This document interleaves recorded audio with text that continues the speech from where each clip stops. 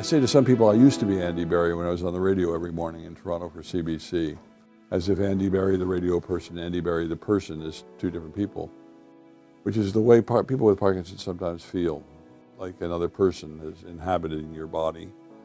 And you're only alternately or occasionally who you were or who you felt you were.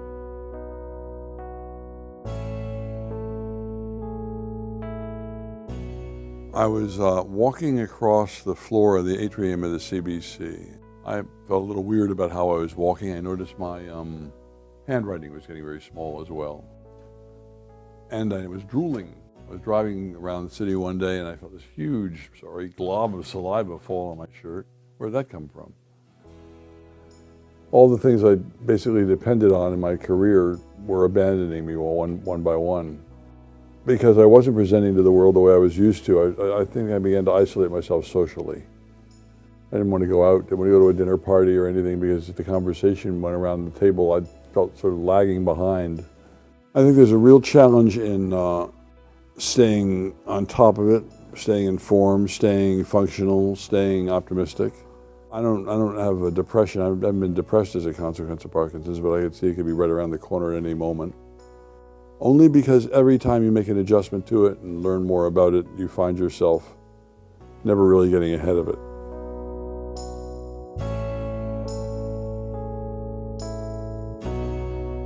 One really important non-movement related disorder of Parkinson's is called Parkinson's face. The musculature of the face does not respond anymore to your commands in the way you're used to, in the same way that walking doesn't, talking. So you might communicate to other people a displeasure, so to speak, that you don't really feel.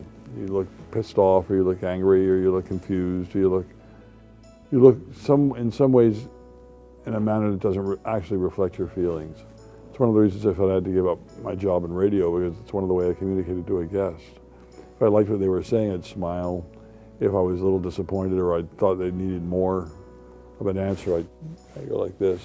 We do that a million times a second. We leave them aware of it. So to the extent that Parkinson's narrows the range of facial expression, it can be a real problem because if people don't know what the issue is, they think the issue is them or what they said to you. So anything you do that could cause a major issue in your health is something your family is going to know first and suffer from worst.